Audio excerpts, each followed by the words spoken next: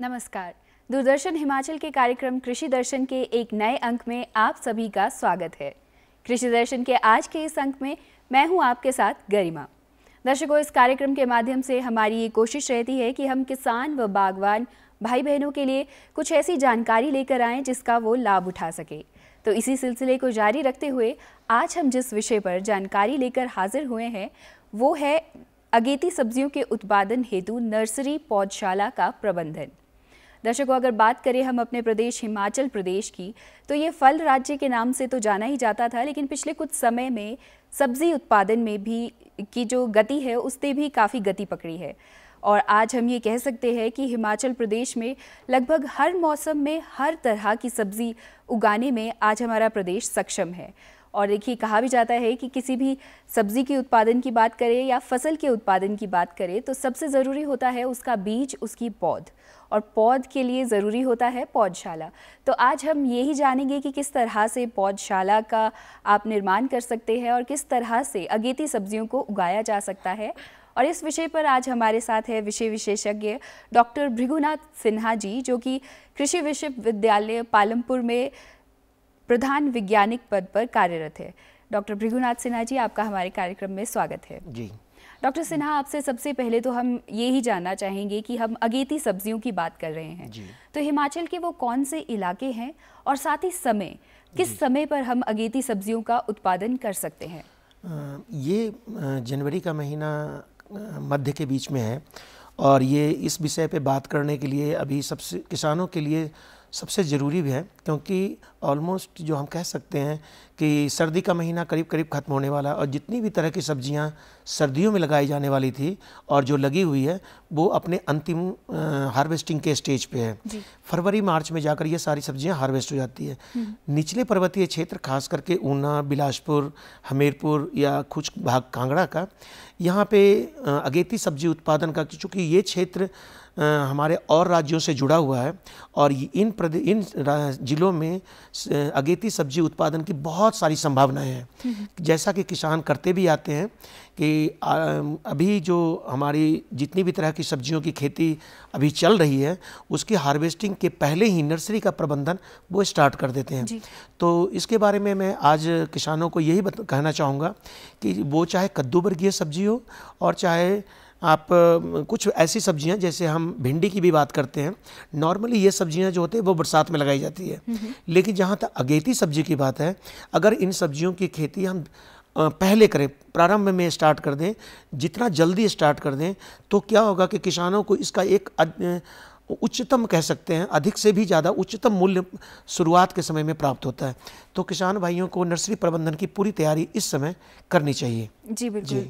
Doctor Sinha, हम आपसे जानना चाहेंगे कि जो ये अगेती सब्जियों की हम बात कर रहे हैं, अभी के मौसम के हिसाब से वो कौन कौन सी सब्जियां होंगी जिन्हें हम अगेती सब्जियां लगा सकते हैं? नॉर्मली जैसे हम सब्जी की हमने अभी बात किया कि जो नर्सरी प्रबंधन हमारा एक किसान का सबसे मेन एस्पेक्ट होता है कि नर्सरी को हम कैसे प्रबंध करें ताकि समय से हमारी पौध तैयार हो और उतनी जल्दी मुख्य खेत में हम उसकी रुपाई कर सकें।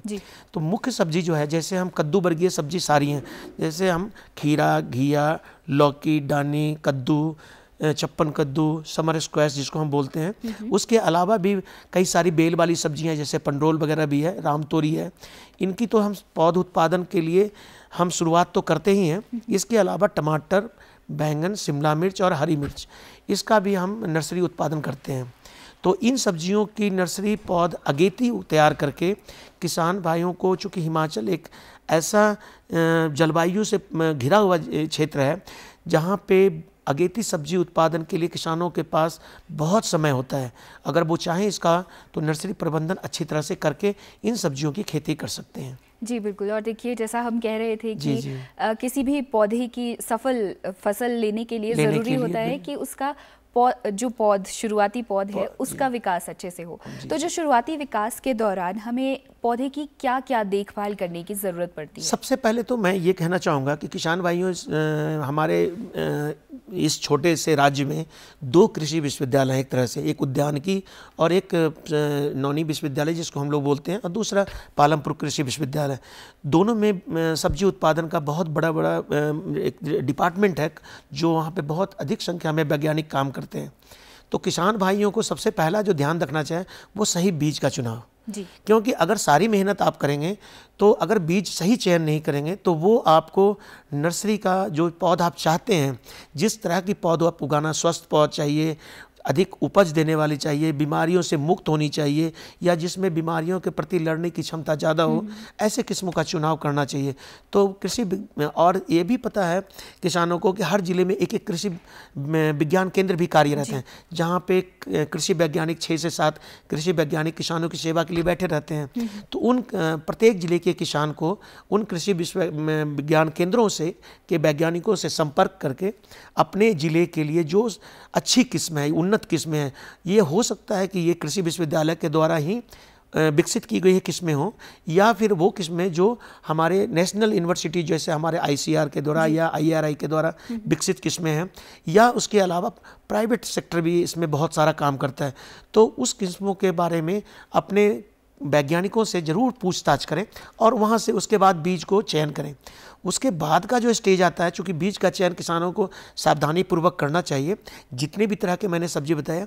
लेकिन मैं यहाँ पर एक किसानों को ये बताऊँगा कि जैसे टमाटर की हम बात करते हैं, टमाटर, बैंगन, शिमला मिर्च और हरी मिर्च, इसकी पौध तैयार करने के लिए एक अलग टेक्निक है जिसको हम पौधशाला के अंदर एक ऊंची उठी हुई क्यारी बनाते हैं और उसके बाद उसमें हम पौधे की बीज की बिजाई करते हैं और एक सही समय 25 से 30 दिन के बाद वो पौध तैयार हो जाती है। लेकिन हम वहीं पे कद्दू वर्गीय सब्जी, जिसका नाम मैंने घिया, कद्दू, लौकी वगैरह जितने भी बताए मैंने, खीरा, इनकी पौध को इस तरह से तैयार नहीं किया जाता है। इसके लिए 2 टेक्निक है। या तो हम प्रोट्रेस का, जिसको हम आजकल बहुत काफ़ी पुराना हो चुका है, 10, 15, 20 साल से किसानों के कोई ये टेक्निक जो अच्छे किसान हैं वो इसको अपना रहे हैं। लेकिन दूसरा टेक्निक है पॉलीबैग टेक्निक, जिसमें हम किसानों के पास ये प्रोट्रेस अगर नहीं होता है, क्योंकि प्रोट्रेस को में सब्जियां लगाने के लिए, पौध तैयार करने के लिए हमें कोकोपीट, परलाइट और वर्मिकुलाइट की ज़रूरत पड़ती है। तो किसानों के पास कई बार ये चीज़ें उपलब्ध नहीं होती है। तो उस कंडीशन में हमारे पास पॉलीट्यूब टेक्निक होता है। तो पॉलीट्यूब में सिंपल लिफाफा होता है जो मार्केट में एग्रीकल्चर पर्पस के लिए उपलब्ध होता है, और उसको आप ला करके, जिसका साइज ऑलमोस्ट 4 इंच और उसका जो रेडियस है वो 3 से 4 इंच का होता है। उसमें पॉलीट्यूब में हम गोबर की खाद, केचुआ खाद, मिट्टी और प्लस हम रेत, इन चारों का एक मिश्रण बनाते हैं। अगर आप उन किसान के पास पत्ते की खाद हो तो वो और भी बढ़िया है। तो उस सबको एक एक अनुपात में मिक्स करके और उसके बाद हम इसका मिश्रण तैयार करते हैं और लिफाफे में भरते हैं। तो ये पॉलीट्यूब टेक्निक है। जबकि दूसरा टेक्निक जिसके बारे में आप कह रहे थे कि किसानों को जो प्रोट्रेट टेक्निक की बात करते हैं, वो उसके लिए पॉली हाउस होना ज़रूरी है। एक छोटा पॉली हाउस ही हो वो बहुत ज़रूरी है। लेकिन इसके लिए किसानों को पॉली हाउस की अपने बरामदे में, अपने छत के ऊपर, किसी ऐसे जगह पे जहाँ पर मैक्सिमम टाइम पे धूप आता हो, तो वहाँ पर भी हम तैयार कर सकते हैं। तो ये 3 टेक्निक है जिससे हम किसानों को नर्सरी उत्पादन कर सकते हैं। जी ये आपने हमें नर्सरी प्रबंधन की जो तकनीक है उनके बारे में बता दिया कि किस तरह की तकनीकें हैं। तो डॉक्टर साहब, आपसे हम ये जानना चाहेंगे कि जो पौधशाला है जिसको हम तैयार कर रहे हैं, उसके लिए पहले से कुछ हमें तैयारी करनी होगी। जो मिट्टी है उसे उपचारित करना होगा, कुछ ऐसी चीज़ें हैं जो पौधशाला के प्रबंधन में हमें ध्यान रखना पड़ता है। पहले तो मैंने ये कहा कि बीज तो आपने ले लिया जी। अगर आप प्रोट्रेस पे जा रहे हैं तो कोकोपीट, वर्मिकुलाइट, परलाइट वो भी आपको पहले लेना पड़ेगा। लेकिन जब आप तीसरा जो पॉलीट्यूब की बात करें तो आपको एक पॉलीथीन लिफाफा जो बाहर से लेना पड़ेगा। बाकी किसानों के पास मिट्टी, गोबर और रेत होता है, तो इसके लिए ज़्यादा प्रबंधन नहीं करें। लेकिन चौथी जो बात है इसमें जस्ट आगे बढ़ने की, जब हम टमाटर, शिमला मिर्च, हरी मिर्च और बैंगन की बात करते हैं, इसके लिए हम क्यारी बनाते हैं। और वो जो नर्सरी का साइज होता है वो ऑलमोस्ट 3 मीटर लंबा, 2 मीटर या 3 मीटर लंबा, 1 मीटर उसकी चौड़ाई रखते हैं। और उसको हम 2 तरीके से उसको उपचारित करते हैं। तो पहला उपचार तो हम कर सकते हैं कि फॉर्मल्डिहाइड से करें, लेकिन जिसको हम फॉर्मलिन भी कहते हैं। इसमें होता है कि फॉर्मल्डिहाइड जो है वो मार्केट में अवेलेबल है और वो 10 लीटर 1 लीटर दवा को जो आता है उसको 10 लीटर पानी में घोल करके, और जो आपका एरिया है वहाँ पे आप उसको फुहारे से ड्रेंच करते हैं। ड्रेंच करने का मतलब होता है कि उस पानी से कम 1 से 1.5 सेंटीमीटर या 2 सेंटीमीटर गहराई तक ये सिंचित हो जाए। फिर उसके बाद उस पर्टिकुलर जगह को हम ढक देते हैं। ढकने के बाद हम 10 से 12 दिनों के बाद जब उसके अंदर वो एक तरह से उपचारित माना जाता है, प्लास्टिक का सफ़ेद रंग का जो लिफाफा होता है, एक साबुत जिसमें कहीं छेद वगैरह नहीं होना चाहिए, उससे ढक करके और उसको सोलराइजेशन जिसको बोलते हैं कि सूरज की रोशनी उस पर लगने देते हैं, तो उसके अंदर एक गैस बनती है जो फॉर्मलिन की, और वो गैस से वो जो मिट्टी है वो उपचारित हो जाता है। 15 दिन के बाद आप किसान उसी क्यारी को फिर से थोड़ा मिट्टी को मिला करके और उसके बाद आप उसमें बिजाई कर सकते हैं। ध्यान रखने की वाली बात इसमें ये है कि किसानों गलती क्या करता है, सपोज किसान जैसे हम बोलते हैं कि आजकल जितने भी पैकेट्स आते हैं बीज के वो 10 ग्राम 20 ग्राम या 25 ग्राम की इस तरह से आते हैं।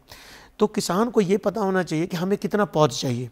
मान लिया हमने टमाटर लगाना है और गर्मियों के सीज़न में लगाना है, या तो टमाटर का एक जो लाइन टू लाइन डिस्टेंस है प्लांट टू प्लांट डिस्टेंस है, उससे पता लग जाता है। चाहे वैज्ञानिकों से फ़ोन करके भी पूछ सकते हैं कि 60 सेंटीमीटर बाई 90 सेंटीमीटर या 60 बाई 45 सेंटीमीटर पर हमको पौध लगाना है, तो एक कनाल में हमको कितना पौध लगेगा, उसके अनुसार ही बीज डालें। तो कई बार 10 ग्राम बीज में 2,500 हमने देखा है खुद करके कि 2,500 से 3,000 पौधे तैयार हो जाते हैं। किसान को ज़रूरत होती है 800-900 पौधे की, 1000 को। तो वो ध्यान रखना है कि ज़्यादा नर्सरी तभी तैयार करें जब आपको पता हो कि इसका यूज हो जाए, अन्यथा उस बीज को बचा के रख सकते हैं।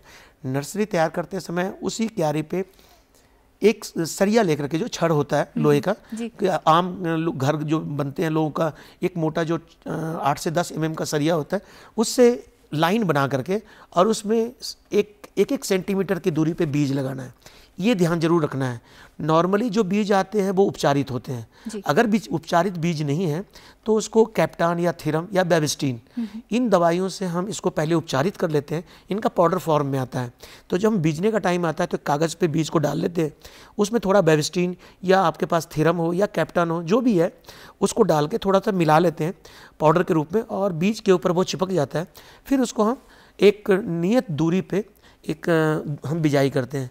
ध्यान यहाँ पे मैं इसको कंटिन्यू इसलिए करना चाह रहा हूँ कि जब आप बीज को बीज देते हैं, किसानों को ये ध्यान रखना है कि छट्टा नहीं लगाएं। नॉर्मली ब्रॉडकास्ट कर देते हैं, आपने देखा होगा कि ऐसे प्याज की नर्सरी भी ऐसे ब्रॉडकास्ट कर देते हैं, लोगों को लगता है कि इतना किसके पास टाइम है। लेकिन जब आप एक एक बीज का महत्व समझेंगे कि एक बीज एक पौधा बनेगा और वो 10 किलो टमाटर देगा, या एक शिमला मिर्च का पौधा जब तैयार होगा तो आपको 2 किलो 2.5 किलो शिमला मिर्च देगा, इसका महत्व समझेंगे तो बीज का। और बीज आजकल बहुत कॉस्टली है। ढकते समय गोबर, केचुआ खाद और रेत, इन तीनों का मिश्रण बनाइए और बीज को उसी से ढकिए। ढकने के बाद, क्योंकि ढकना बहुत ज़रूरी है, लोग मिट्टी से उसको ढक देते हैं। अब उससे क्या होता है, जब आप पानी करते हैं, सिंचाई करते हैं, और तो अगर मिट्टी चिकनी है तो वो इतना सख्त हो जाता है कि बीज ही नहीं निकल पाता है जी। तो ये ध्यान रखने वाली बात है मैम जी। देखिए, हमने बीज अच्छे से आपने बता दिया, हमारे किसान को वो पक्का ध्यान रखेंगे कि किस तरह से बीज लगाने हैं। तो डॉक्टर साहब, बीज लगाकर अब हमारी पौध तैयार हो गई। तो अब कई बार ऐसा होता है कि जो वो पौध लगती है ना, उसमें भी कुछ हमें कुछ उगते हैं, कुछ नहीं उगते हैं, कुछ में कीटों का भी प्रभाव पड़ता है, तो उनसे बचने के लिए क्या? हाँ, बिल्कुल आपने जो बात बोला ना, कुछ उगते हैं कुछ नहीं, ये इसी समय प्रॉब्लम आती है जी। ये जो सर्दियों का मौसम है, जहाँ टेम्परेचर हमारा 3 डिग्री 4 डिग्री भी हो जाता है, कई बार घंटे 2 घंटे के लिए होता होगा, या कई बार दिन में 12-15 डिग्री भी चला जाता है। और नॉर्मल जितने भी बीज मैंने बताए हैं, इनको उगने के लिए 15 से 20 डिग्री ऊपर का ही टेम्परेचर चाहिए।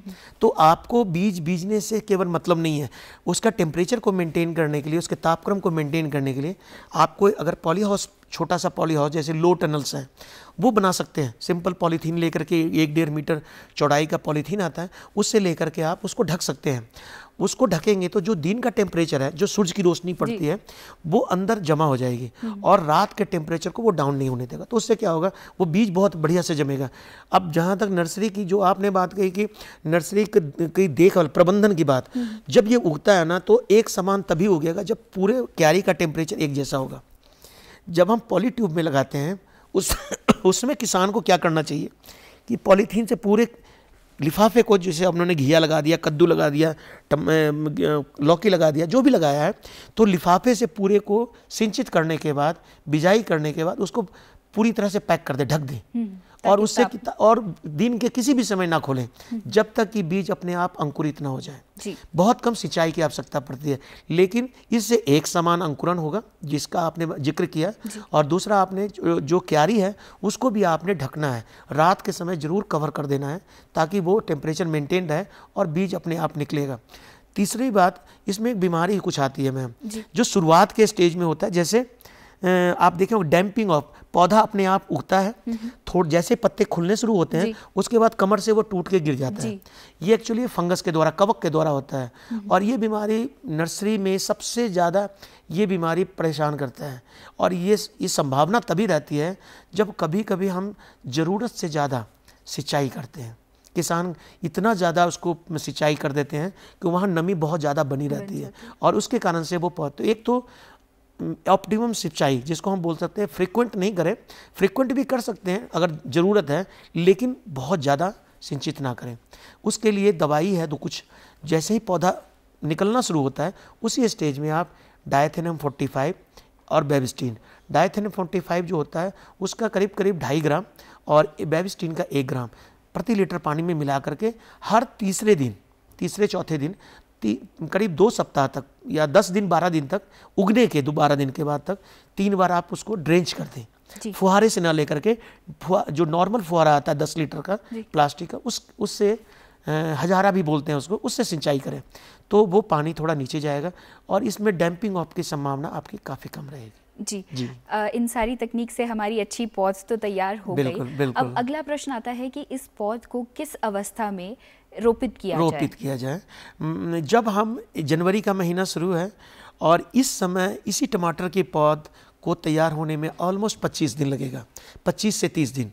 शिमला मिर्च के पौध को तैयार होने में 30 से 35 दिन, हरी मिर्च के पौध को तैयार होने में 35 से 40, जब उसका बिल्कुल क्रिटिकल अच्छा तापमान होगा। लेकिन इन पौधों को तैयार होने के बाद कम से कम टमाटर का पौध 4 से 5 इंच का, शिमला मिर्च का पौध 4 से 5 या 6 इंच तक का, और हरी मिर्च का पौध भी 5 से 6 इंच का हो जाना चाहिए। उसके अलावा घिया, डानी, करेला, खीरा, कद्दू, इनमें 4 से 5 पत्ते आ जाने चाहिए। जो आपने बेल वाली सब्जी लगाई है तो उसमें भी 4 से 5 पत्ते अगर आ जाते हैं तभी आपने उसको ट्रांसप्लांट के लिए ये समझना चाहिए। उसके पहले आपकी तैयारी पूरी हो जानी चाहिए खेत की, जहाँ पे आपने उसको ट्रांसप्लांट करना है।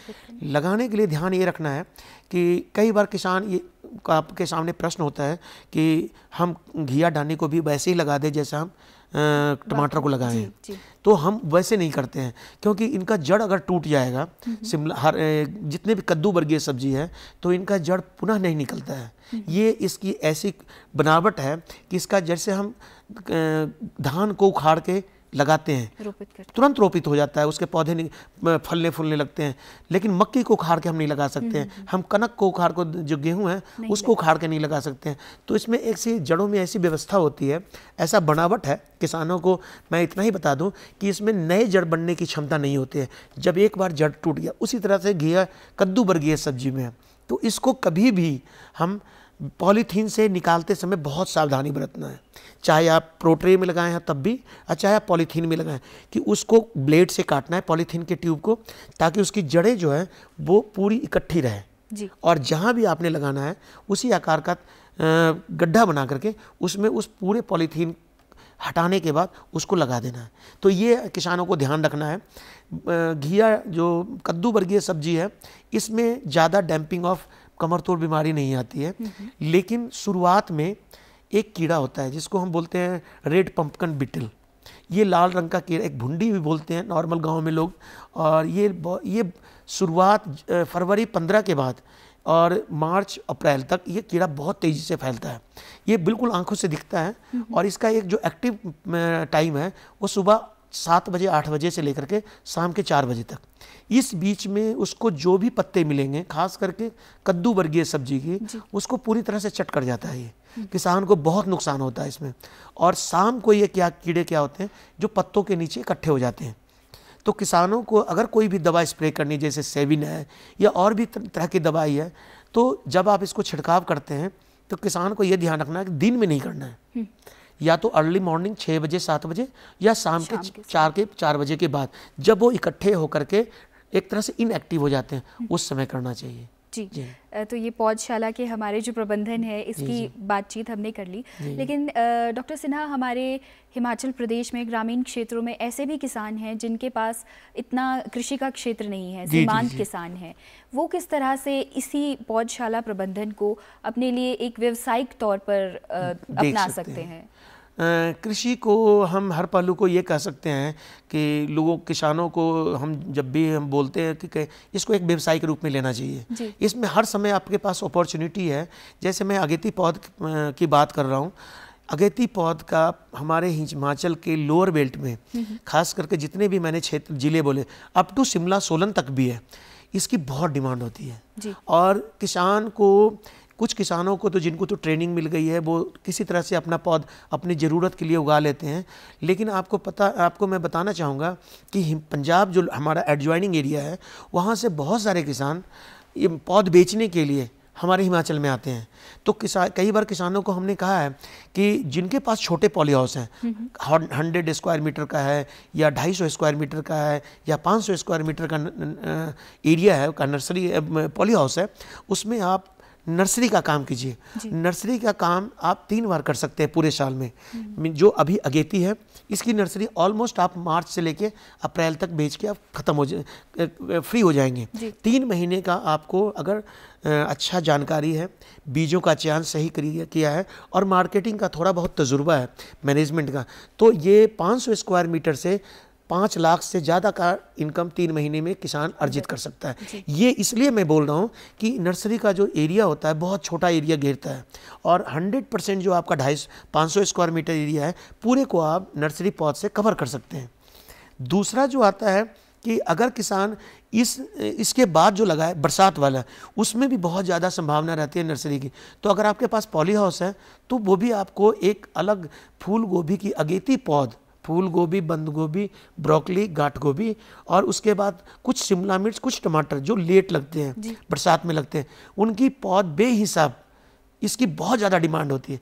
तो मैं ये कह सकता हूँ कि किसानों को, और इसके अलावा नवंबर दिसंबर में भी मतलब 3 समय किसानों के पास ऑप्शन है कि वो इसको करके पूरे साल में ऑलमोस्ट 7-8 लाख रुपया कमा सकते हैं किसान, सारा खर्च काटने के बाद। जी, और इसी तरह से जो हमारे युवा हैं वो भी इसे एक स्वरोजगार के रूप में ले सकते हैं। जी, के रूप में ले सकते हैं। तो हम आपसे ये भी जानना चाहेंगे कि इस मामले में, ताकि उन्हें प्रोत्साहन मिले, हमारा जो कृषि विभाग है, हमारी सरकार है और जो कृषि विश्वविद्यालय हैं वो किस तरह के कार्य कर रहे हैं?